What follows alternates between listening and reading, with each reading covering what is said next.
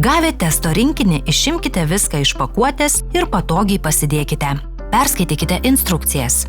Pakuotėje rasite mėginio kortelę su pažymėtomis kraujo lašo vietomis ir brūkšniniu kodu, lancetus su automatiniu užtaisu lengvam neskausmingam piršto pradurimui, spiritinę servetėlę dezinfekcijai, kleistrą užklijuoti dūrio vietai, jau apmokėtą voką mėginio išsiuntimui. Prisijunkite prie Omega Quant tinklapio ir susikurkite savo asmeninę paskyrą.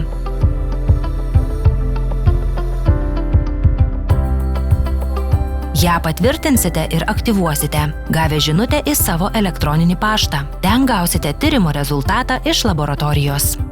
Pasiruoškite mėginio kraujo lašo iš piršto paėmimui. Užpildykite kortelę įrašydami vardą, pavardę, gimimo datą, kraujo lašo paėmimo datą bei elektroninio pašto adresą. Prisijungę prie savo paskyros, būtinai įrašykite po brūkšniniu kodu esančią raidžių ir skaičių seką. Kraują imkite šiltomis rankomis. Pakratę nuleistas rankas ar pajudėję. Atlikę keletą pritūpimų, nuplovę šiltu vandeniu. Nuvalykite pasirinkto piršto smiliaus didžiojo ar bevardžio galiuką spiritine servetėle. Leiskite pirštui nudžiūti. Nusukite mėlyną apsauginį lanceto dangtelį. Pridėję lancetą prie piršto galiuko paspauskite, kol išgirsite spragtelėjimą.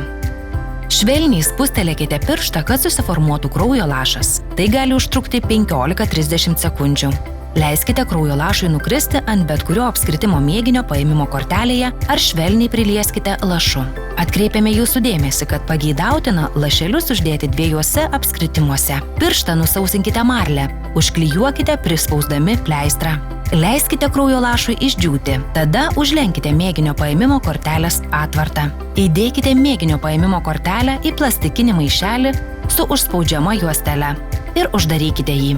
Palikite jame drėgmės surinkimo paketėlį. Įdėkite šį maišelį į rinkinyje esantį jau apmokėtą voką. Ir tą pačią dieną arba kitą išsiųskite paštu. Savo paskyroje gausite pranešimą, kad mėginys pasiekė laboratoriją ir po kelių dienų jau matysite rezultatą.